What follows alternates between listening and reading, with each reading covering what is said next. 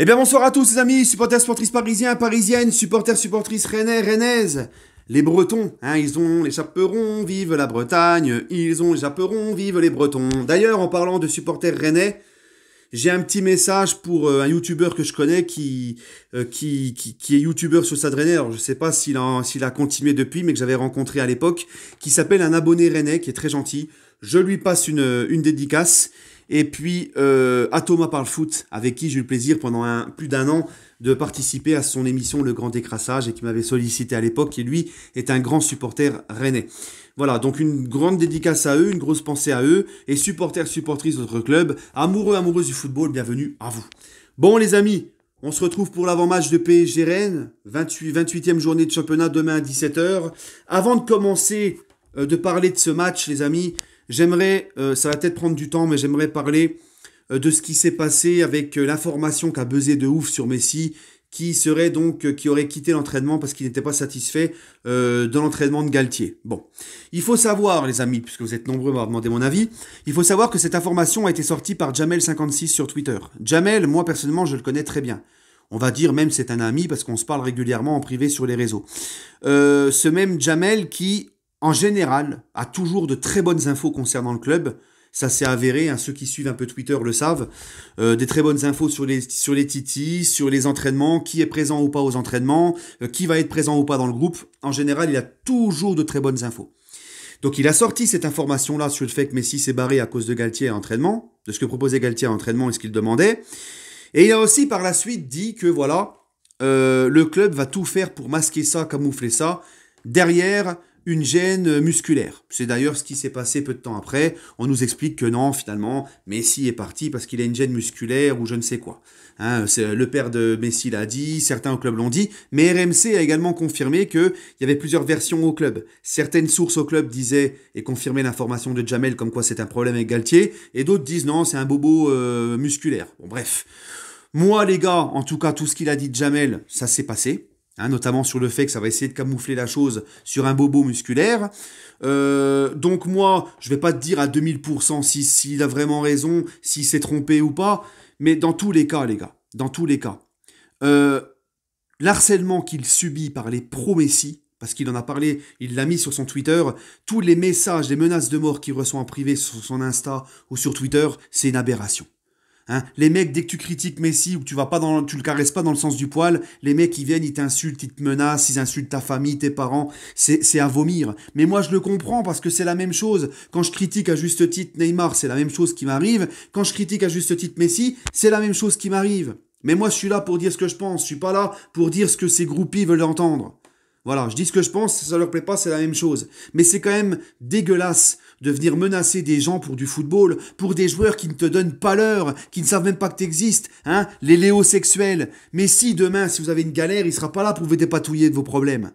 Et vous êtes là à menacer, insulter des gens parce qu'ils critiquent votre gourou. Et c'est pareil pour les pros Neymar et même les pros Mbappé, parce que moi aussi, les gars, quand je dois critiquer Mbappé, j'ai déjà souvent fait sur des prestations ou un comportement qui me plaît pas, tu en prends plein la gueule aussi par les pros Mbappé. Tous les grands joueurs, c'est comme ça. Ronaldo, c'est pareil. Dès que tu critiques Ronaldo, t'as ces groupies qui viennent t'insulter et tout. D'ailleurs, les pros Messi qui menacent et qui insultent Jamel sont certainement les mêmes qui reprochent aux pros Ronaldo de faire la même chose quand ils veulent défendre leur gourou. Donc voilà, c'est tous la même chiasse, les groupies de joueurs.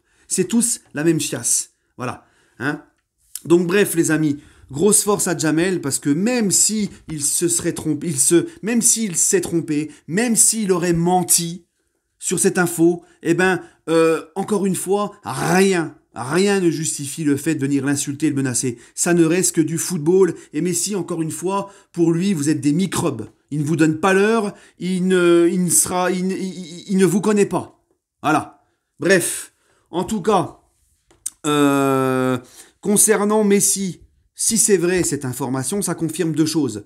La première, c'est que Galtier n'est pas au niveau pour entraîner ce club. De toute façon, ça, on n'a pas besoin de ça pour le savoir.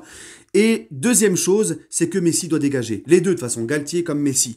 Et je vais faire une vidéo la semaine prochaine où j'expliquerai pourquoi je ne prolonge pas Messi et pourquoi Messi, c'est un échec sportivement. Je vais pas vous spoiler la vidéo, les gars.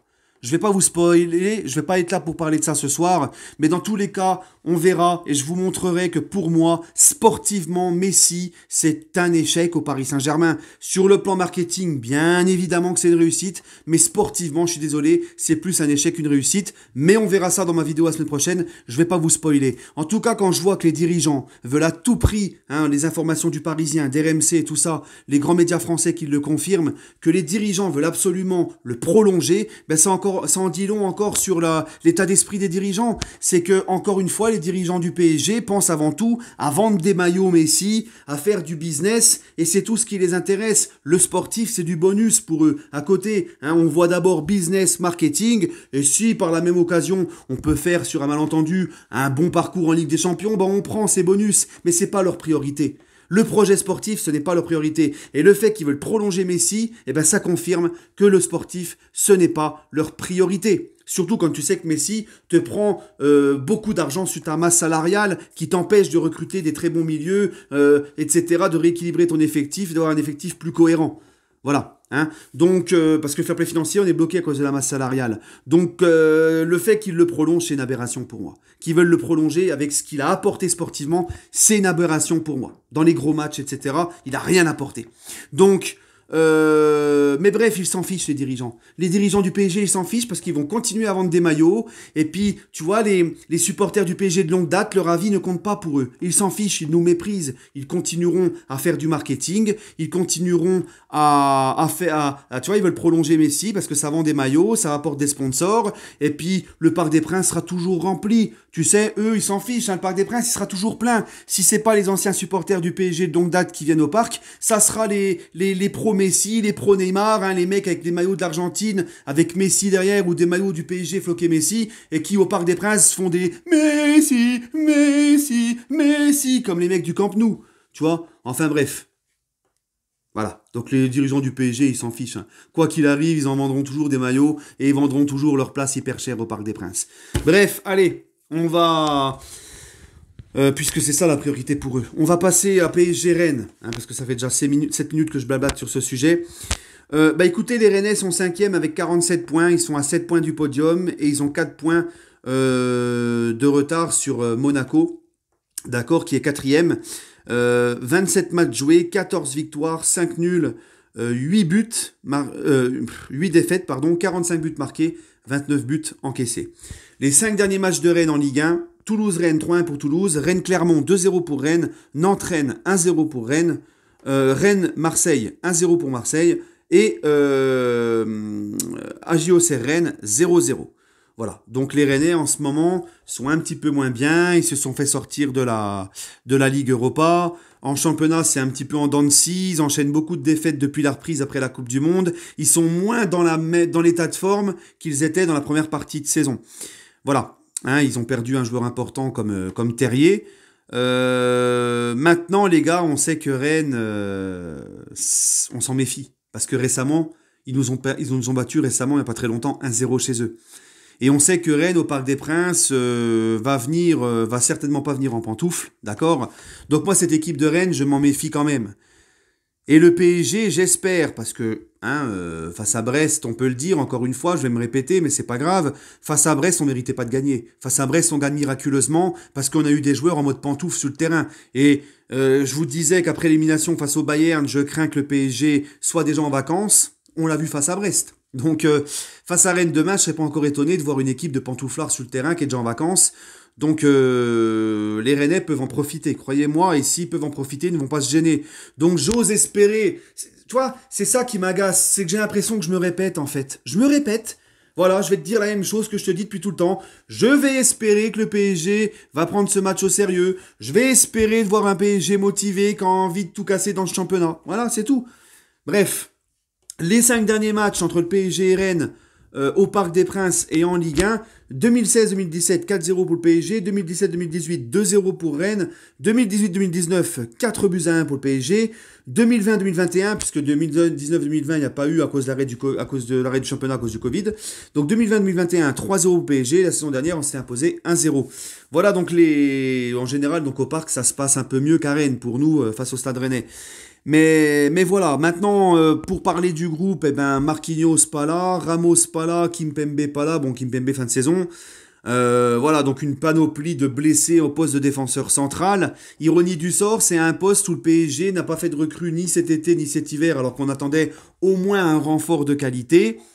Et ben tous nos défenseurs centraux sont quasiment out. Hein, comme si, tu vois, les dirigeants du PSG prenaient une piqûre de rappel chaque année de leurs erreurs. Mais bon, ils s'en fichent, ils retiennent pas leurs erreurs. Donc voilà.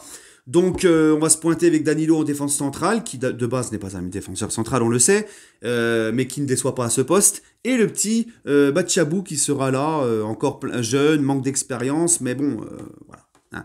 Donc voilà, ça n'empêchera pas de faire, je pense, un bon match face à Stade Rennais. Mais voilà, on va espérer ne pas faire qu'il n'y ait pas un des deux qui se blesse lors du match, parce que derrière, c'est que des petits qu'on ne connaît pas.